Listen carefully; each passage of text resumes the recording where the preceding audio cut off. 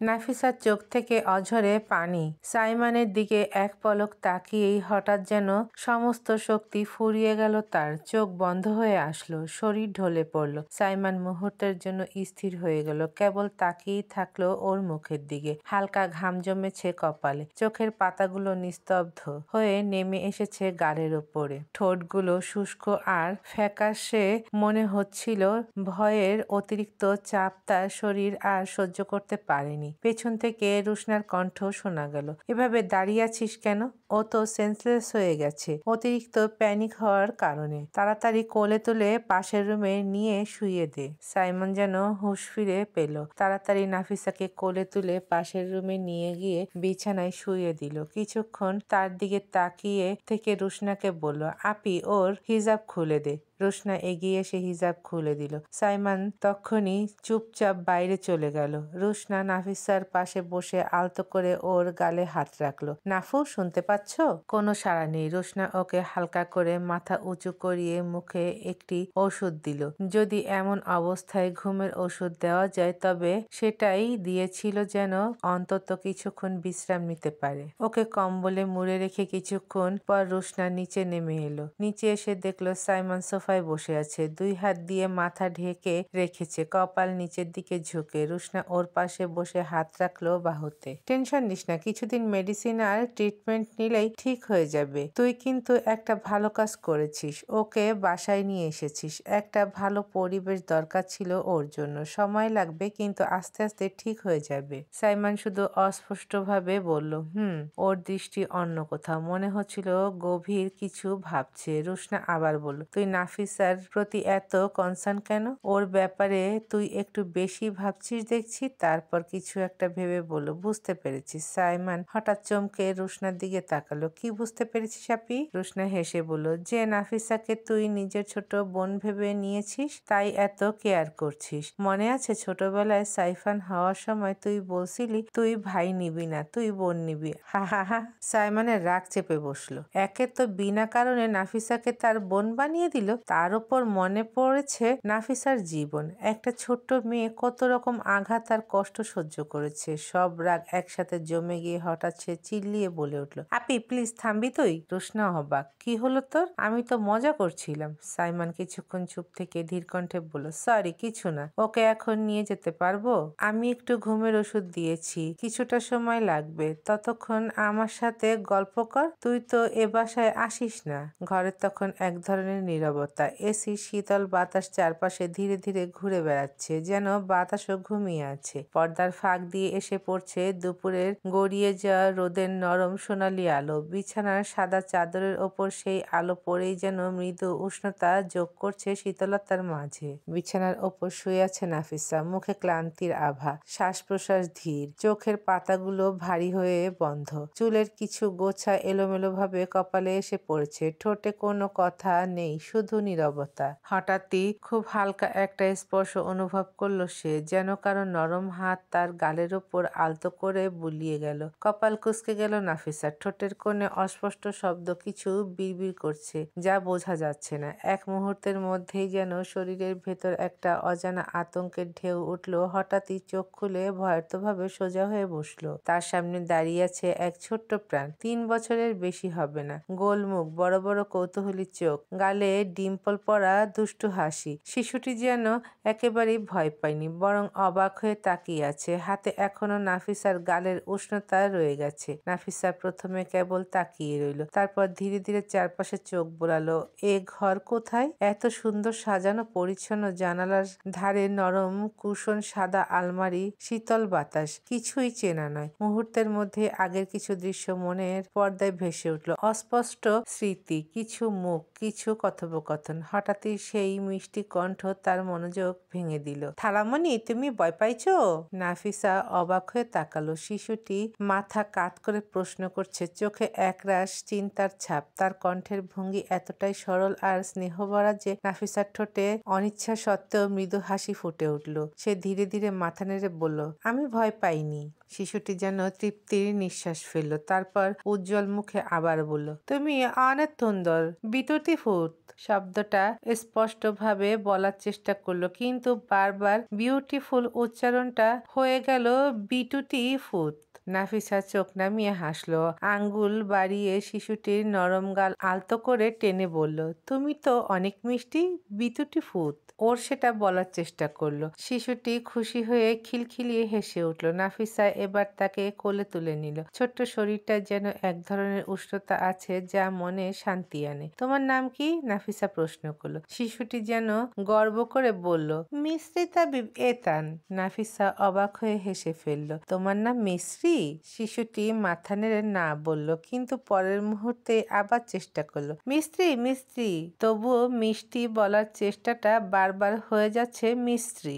নাফিসা মৃদু হাসি দিয়ে তার নাক আলতো করে টিপে দিল। আচ্ছা, আমি সঠিক করে বলে দিচ্ছি, মিষ্টি হাবিব এহসান। এবার ঠিক বলো তো। শিশুটি খিলখিলিয়ে হেসে সম্মতি জানালো। ছোট্ট মাথাটা জোরে জোরে নাড়ালো, যেন এখন সে ঠিক বলছে। ঠিক তখনই রুমের দরজা খুলে গেল। ভেতরে ঢুকলো রোশনা, মুখে স্বাভাবিক হাসি, হাতে ছোট্ট একটা কাপ। সে দৃশ্য দেখে বলল, কি গো, দুজন কি গল্প করছো? নাফিসা রোশনাকে দেখেই লজ্জায় চোখ নামিয়ে ফেলল। ঠোঁটের কোণের হাসিটুকুও মিলিয়ে গেল। কয়েক মুহূর্ত আগের স্বাভাবিক ভঙ্গি হারিয়ে আবার যেন চুপচাপ সংযত হয়ে গেল সে। রোশনা নাফিসার দিকে কয়েক মুহূর্ত গভীরভাবে তাকিয়ে রইল। তার চোখে মুখে এখনো ভয় আর ক্লান্তির ছাপ স্পষ্ট। ক্লান্ত চোখের পাতাগুলো আধ ভাঙা, ঠোঁটের কোণ শুকনো, গাল ফ্যাকাশে। রোশনা তার হাতে থাকা গ্লাসটা আলতো করে সামনে এগিয়ে দিয়ে বলল, নাও একটু পানি খাও, তারপর রেডি হয়ে নাও। ওইদিকে তো আর একজন বসে আছে, তার তো আবার সময় খুব বেশি দেয় না। তোমার জ্ঞান ফিরেছে কিনা বারবার জিজ্ঞেস করছে। নাফিসা কিছু না বলে গ্লাসটা হাতে নিল। পানি ঠোঁটে ছোঁয়ানোর আগে রোশনা এগিয়ে এসে তার মাথায় স্নেহভরে হাত বুলিয়ে দিল। স্বরটা কোমল হয়ে উঠল, দেখো তুমি একা নও। এরকম হ্যারাসমেন্টের শিকার ছেলেবেলায় অনেকেই হয়েছে। এগুলো মনে পুষে রাখবে না, আর যদি কখনো এমন কিছু হয় সবার সাথে শেয়ার করবে, বুঝেছ? আমি তোমাকে কিছু মেডিসিন দেব, এগুলো খেলে আর স্বপ্নে ওইসব দেখবা না, ঠিক আছে? নাফিসার চোখ হঠাৎ ভিজে উঠল, পানির ফোঁটা গড়িয়ে পড়ল গালে। সে এক মুহূর্তের জন্য নিজেকে সামলাতে পারল না, ঝট করে রোশনাকে জড়িয়ে ধরল। আচমকা এই আলিঙ্গনে রোশনা খানিকটা চমকে গেল। পরের মুহূর্তে স্নেহভরা হাসি উঠল মুখে। আলতো করে নাফিসাকে জড়িয়ে ধরে বলল, আরে পাগলি মেয়ে, কান্না করছো কেন? নাফিসা কিছু বলতে চাইল, কিন্তু একটার পর একটা হিসকি ওঠায় কথা আটকে গেল গলায়। এমন সময় ছোট্ট পায়ের শব্দ হয়ে মিষ্টি দৌড়ে এসে দুজনের সামনে দাঁড়ালো। বড় বড় চোখে নাফিসার দিকে তাকিয়ে বলল, থালামণি, তুমি আবার টানছো কেন? থালামণি, থালামণি, তুমি কাঁদো না, তুমি কাঁদলে আমিও তেঁদে দিব। ওর ভাঙা ভাঙা ভাষায় নির্দোষ হুমকি শুনে নাফিসা কাঁদতে কাঁদতেই হেসে ফেলল। রোশনাও হেসে উঠল। নাফিসা ধীরে ধীরে রোশনার আলিঙ্গন থেকে সরে এসে মিষ্টিকে কোলে তুলে নিল। ছোট্ট গালে একটুখানি চুমু খেলো সে, আর মিষ্টিও খিলখিলিয়ে হেসে নাফিসার গালে একটা চুমু দিয়ে পাল্টা ভালোবাসা ফিরিয়ে দিল। ঠিক তখন দরজার পাশে দাঁড়িয়ে থাকা সকিনা খালা বলল, নিচে আপনাদের ডাকতেছে, সাইমন স্যারের নাকি দেরি হয়ে যাচ্ছে। নাফিসা কোলে থাকা মিষ্টিকে আলতো করে নামিয়ে দিল, হিজাবটা হাতে তুলে নিল এবং মিষ্টির গালে আরেকটা চুমু খেয়ে মাথায় ওড়নাটা বাঁধতে শুরু করলো। এরপর তিনজন একসাথে নিচে নামলো। সিঁড়ি দিয়ে নামার সময় পায়ের আওয়াজ শুনে সাইমন এক পলক উপরের দিকে তাকালো, তারপর এগিয়ে এসে কোনো কথা না বলেই মিষ্টিকে কোলে তুলে নিল। সামনে এগোতে এগোতে বলল, তাড়াতাড়ি করো, ওকে নিয়ে আপি। রোশনা হাঁটতে হাঁটতে চোখ মুখ বাঁকিয়ে বলল, তুই আর ঠিক হলি না, সবসময় তাড়াহুড়ো লেগেই থাকে তোর। বাইরে এসে গাড়ির কাছে পৌঁছে সাইমন মিষ্টির গালে একটা চুমু দিয়ে হাসি মুখে বলল, মামুনি, আজ তাহলে যাই, আবার পরে আসবো, ঠিক আছে? মিষ্টি চোখ বড় করে সাইমনের দিকে তাকালো, তারপর খিলখিলিয়ে হেসে বলল, আত্মা, বলেই তার গালে একদম মিষ্টি একটা চুমু দিয়ে দিল। সাইমন মিষ্টিকে রোশনার কোলে তুলে দিল। মিষ্টি এবার নাফিসার দিকে তাকিয়ে বলল, থালামণি, তুমি আবার আঁটবে? নাফিসা মিষ্টি হেসে মাথা নেড়ে বলল, আচ্ছা। তারপর এগিয়ে গিয়ে ছোট্ট মাথাটা নিজের গালে লাগিয়ে দিল। ওদের বিদায় জানিয়ে নাফিসা আর সাইমান গাড়িতে উঠে বসলো। সাইমান ড্রাইভিং সিটে বসে ইঞ্জিন স্টার্ট করলো। মুখের ভঙ্গিতে কোনো পরিবর্তন নেই, চোখও অন্যদিকে স্থির। নাফিসা একবার তার দিকে তাকালো, কিন্তু কোনো কথা বলল না। তারপর ধীরে ধীরে মুখ ফেরালো বাইরে জানালার ওপারে। ব্যস্ত ঢাকা শহর, ভিড় আর শব্দের ভেতরে স্রোতের মতো বয়ে যাচ্ছে সময়। রুহি তার রুমের কোণে বেডের ওপর শুয়ে ফোনে মগ্ন। ধূসর বিকেলের আলো জানালা দিয়ে আসছে, হালকা বাতাস জানালার পর্দা দুলিয়ে দিচ্ছে। চারপাশ শান্ত, কেবল ফ্যানের হালকা ঘূর্ণন এবং বাইরে লাফিয়ে ওঠা পাখির কিলকারি শোনা যাচ্ছে। রুহি মুগ্ধ চোখে ফোনের স্ক্রিনে কিছু পড়ছে, অজান্তে সময়ের ব্যাপার ভুলে গেছে। ঠিক সেই মুহূর্তে দরজা বন্ধ হওয়ার শব্দ রুমে প্রতিধ্বনিত হলো। রুহি হঠাৎই চমকে উঠে পেছনের দিকে তাকালো। সেখানে দাঁড়িয়ে আছে রায়ান। রায়ান ভাই, যার অস্তিত্বই রুহির মনকে অচেনা উত্তেজনায় ভরে দেয়। তার চোখের গভীরতায় অদ্ভুত এক শান্তি এবং হালকা শীতল আভা। রুহি তাড়াহুড়ো করে বসে গেল। রায়ান ভাই, তুমি? কথার শেষাংশ রোধ হয়ে যায় উত্তেজনা আর বিস্ময়ে।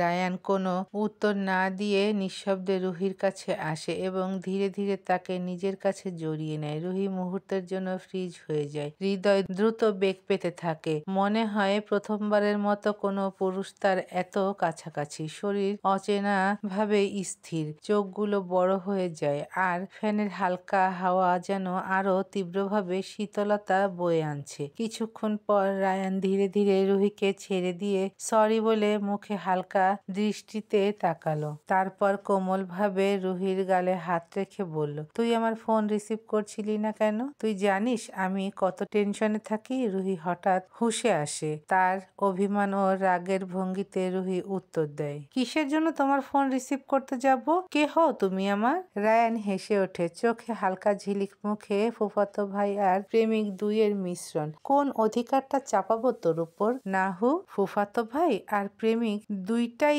এখন। বলতো কোনটা চাপাবো? রুহি ভেংচি কেটে ঘুরিয়ে দেয়। রায়ানের দিকে আর চোখ রাখে না। রায়ান মুখে হালকা অসহায় ভঙ্গি নিয়ে বলল, এত রাগ বাবারে? তাহলে ম্যাডামের আপনার রাগ ভাঙানোর জন্য এখন আমার কি করতে হবে? রুহি চোখে খেলার উজ্জ্বলতা নিয়ে বলে উঠল, আমার সামনে নাচ দেখো। রায়ান চোখ বড় করে অবাক হয়ে বলল, কি? না, হ্যাঁ, যা বলছি তাই করো, না হলে আমি এমন রেগে থাকবো। তার ভঙ্গি অসহায় আর হাসি লুকিয়ে থাকে চোখের কোণে। তাহলে তুই গান গা। রুহি শয়তানি হাসি দিয়ে হালকা কণ্ঠে বলে, আচ্ছা। রায়ান মৃদু হেসে মাথা নাড়ে। তারপর ফোনে প্লে করে মানিকের একটি হাস্যকর গান, যেটাতে রায়ান কোনো পেশাদার নাচ করতে পারবে না। হালকা রিদমে পা ও হাত নাড়াচাড়া করা শুরু করে। হাসির সংমিশ্রণে পুরো রুম যেন জীবন্ত হয়ে উঠল। রুহি হেসে ফুঁপিয়ে ওঠে, চোখে চকচকে আনন্দ, মুখে হাসির ঝিলিক। রায়ানও নাচ থামিয়ে তাকিয়ে থাকে, চোখে অদ্ভুত প্রশান্তি এবং তার মুখে নিঃশব্দে হাসি ফুটে ওঠে। প্রিয়তমার হাসি দেখে রায়ানের মন হালকা হয়ে যায়। হৃদয়টা এক অনবরত উচ্ছ্বাসে ভরে যায়। চারপাশে ধূসর আলো, হালকা বাতাস, ফ্যানের ঘূর্ণন, সবকিছু যেন মুহূর্তের এই আনন্দের সঙ্গে মিশে যায়। রুহির হেসে পড়া আর রায়ানের চোখে হাসি, এই ক্ষুদ্র মুহূর্তটাই যেন রুমকে জাদুর আভায় ভরে দিল। সাইমান গাড়ি ধীরে ধীরে থামালো। সে নাফিসার দিকে তাকিয়ে বলল, তুমি ভিতরে যাও, আমি গাড়ি পার্ক করে আসছি। নাফিসা কিছু না বলে সাইমানের কথা মেনে গাড়ি থেকে নেমে বাড়ির ভিতরে চলে গেল। ভিতরে ঢোকার সঙ্গে সঙ্গে চোখে পড়ল সোফার ওপর বসে আছে কিছু নতুন মুখ, যারা ঠিক এই মুহূর্তে অবাক হয়ে তাকিয়ে। নাফিসা কোনো কথা না বলে নিজেই একপাশে এগোলো। শান্তভাবে কিছুটা দূরে দাঁড়িয়ে নিজেকে স্থির রাখলো। সাবিহা খালেদা রাশিদ, সাইমানের ফুফি, হঠাৎ নাফিসার দিকে তাকালো। চোখ মুখ কুঁচকে গেল। কণ্ঠস্বরটা উঁচু করে বলল, এই মেয়ে, কে তুমি? তোমাকে ভেতরে আসতে দিল কে? বাড়ির গার্ডরা কোথায়? হঠাৎ কাকে ঢুকতে দিচ্ছ? নাফিসা জড়সড় হয়ে থমকে দাঁড়ালো, মাথা কুঁচকে নিল, অল্প অচেতন ভাব ধরে রাখলো। রাইমা খালেদ, সাবিহার মেয়ে, এতক্ষণ ফোনে মগ্ন। হালকা হোয়াইট কালারের হাঁটুর একটু উপরে ওঠা জামা আর জিন্স পরে বসে আছে, চুলগুলো স্ট্রেট করা, পেট পর্যন্ত ছড়িয়ে আছে, দেখতে মোটামুটি। সাবিহার কথাগুলো শুনে সে অল্প চোখ ছোট করে নাফিসার দিকে তাকালো, কিন্তু বিশেষ কোনো ভাব প্রকাশ পেল না। আবারও ফোনে মগ্ন হলো। সাবিহা ধীরে ধীরে নাফিসার দিকে এগিয়ে এলো, চোখের নজর একেবারে ছেদ করে দেখছে। মনে মনে যাচাই করছে জামা কাপড় থেকে শুরু করে পুরো শরীরের ভঙ্গি সব মিলিয়ে মনে হচ্ছে এক সুন্দর ঘরের মেয়ে। কণ্ঠে রোস্ট ভরা সুর। দেখে তো ভালোই সুন্দর, জামা কাপড়ও ঠিক আছে, এই বাড়িতে হঠাৎ কি? নাফিসা কিছু বলতে পারল না। সে জানে না সাবিহা কে, তাই চুপচাপ দাঁড়িয়ে রইল।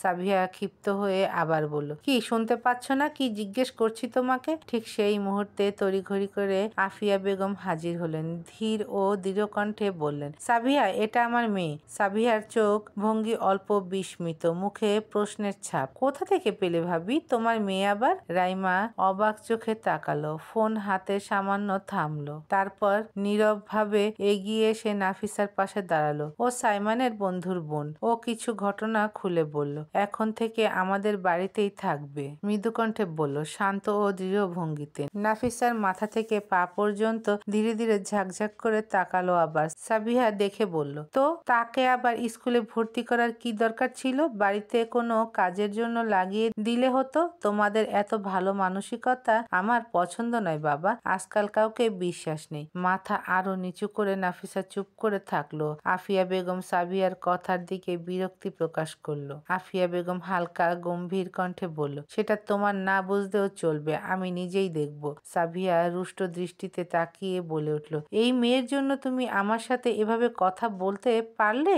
রাইমা নাফিসার দিকে ভালো করে তাকাচ্ছিল, মনে মনে ভাবছিল, সাইমন ভাই একে নিয়ে এসেছে। এতক্ষণ ড্রয়িং রুমে তেমন কেউ ছিল না। ধীরে ধীরে সবাই উপস্থিত হয়ে গেল। হঠাৎ এক গম্ভীর স্বরের আওয়াজ, কি হয়েছে এখানে? সকলের দৃষ্টি ওই দিকে। চারপাশে নীরবতা যেন আরো ভারী হয়ে গেল। ঘরের বাতাসে অল্প উত্তেজনা, নীরব দৃষ্টি, প্রত্যেকের ভেতরের কৌতূহল, সব মিলিয়ে মুহূর্তটি এক অনিশ্চিত ও তীব্র আবহ সৃষ্টি করলো।